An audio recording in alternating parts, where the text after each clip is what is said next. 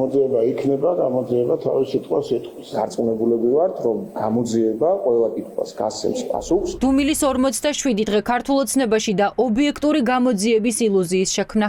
ივანიშვილის გუნდი თორნიკე რიჟვაძესთან დაკავშირებით დასმულ კითხვებს გაურბის.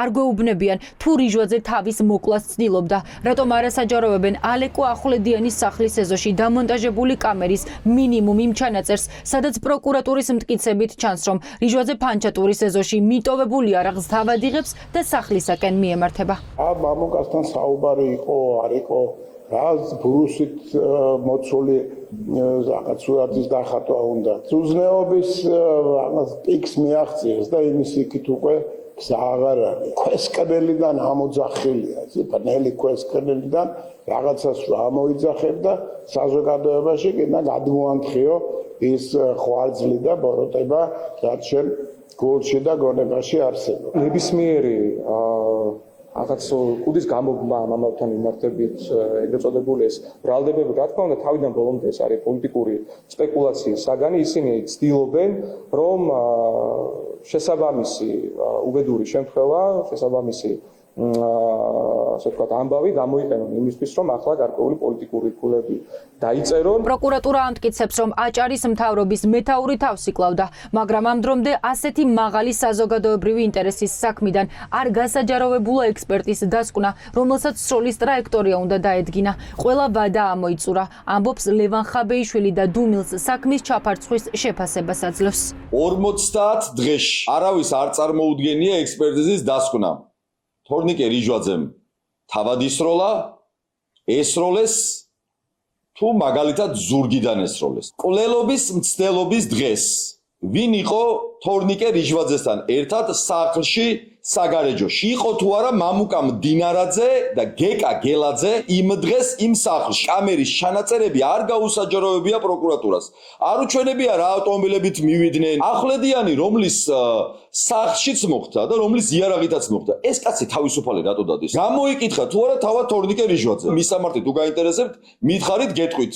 სად შეიძლება ნახვა მეტიც ჩაიზე. ივანიშვილის პოლიტიკურ მოწინააღმდეგეებს ქართული ოცნების პირობებში ობიექტური გამოძიების არც იმედი აქვთ და არც მოლოდინი. ფიქრობენ, რომ ოცნება არათუ ამ საქმეს არ გამოიძიებს, არამედ ყველაფერს გააკეთებს მის გადასაფარად. ეს ჯადოსნური წინადადება მიმდინარეობს გამოძიების ინტერესებიდან გამომდინარე, ამ შემთხვევაშიც ძალიან დიდხან გაგრძელდება, როგორც იყო მაგალითად იგივე პოლიტპატიმრებთან დაკავშირებით, როდესაც ისინი დააკავეს ყოველგვარ უკანონოდ, არალეგიტიმურად, დაუმტრიეს სახისძვლები, ის საქმეები თუ არ გამოიძიეს და მიმდინარეობს გამოძიებას იძახიან. აგერ უკვე 250 დღეზე მეტია რიჟვაძესთან მიმართებაში, როდესაც მათი შიდა სამზარეულოს გამომზიურება მოხდა. როგორ შეიძლება იქ რაიმე იყოს გამჭირვარი? უნდა გასაჯაროვდეს ცხადია ექსპერტიზის დასკვნები, საქმე ეხება პიროვნებას, რომლის მიმართაც არსებობს მაღალი საზოგადოებრივი ინტერესი და რაც უფრო მეტად დადუმდება ოფიციალური უწყება, ცხადია, უფრო მეტი ეჭვი გაჩნდება ამ საქმესთან დაკავშირებით და უფრო მეტ ბურუში გაეხვევა ის საქმე, რასაც ქვია თორნიკე რიჟვაძის თვითმკვლელობის მცდელობამდე მიყვანა ან თვითმკვლელობის მცდელობა. ამიტომაც სასწრაფოდ გასაკეთებელი არის განმარტება. რიჟვაძის საქმის გამოძიებასთან დაკავშირებით ცხადად ჩანს ქართული ოცნების კრიმინალური ბრუნება. ამ ანტიქართულ ძალას საკუთარი ლიდერი ან თვითმკვლელობამდე მიიყვანა, ან მისი მკვლელობა სცადა. და ამასთან დაკავშირებით გამოძიებას საზოგადოებისთვის არ მიუწოდებია ინფორმაცია. ეს ცხადყობს იმას, რომ ამ გამოძიებით პირადად ბიძინა ივანიშვილი და ქართული ოცნება დაინტერესებული. როცა ქართულ ოცნებას სჭირდება, ჩანაწერებს მყისიერად ასაჯაროვებს, სხვა შემთხვევაში კი საქმეების თაროზე შემოდება უვადოდ ხდება. ასე აფასებენ იურისტები ივანიშვილის გუნდისა და მის დაქვემდებარებაში მყოფი საგამოძიებო უწყებების საეჭვო სიჩუმეს. სამწუხარო ის არის, რომ იქ სადაც ჭირდება აჩვენოს გამოძიებას თავის სასარგებლოდ გარკვეული დახურული ინფორმაცია, სწრაფად ხდება ასეთი ჩანაწერების გასაჯაროვება, მაგრამ სადაც ობიექტურად არსებობს ინფორმაციის მიღების ინტერესი, იქ რაღაც ან ჩანაწერები ქრება, ან აი როგორც მაგალითად ბაჩიაშვილის საკანში მომხდარი ფაქტის გამო და ასე შემდეგ. გამოძიების ორგანოები ვერ აჩვენებენ, რომ ისინი პოლიტიკური გავლენებისგან არიან თავისუფალი.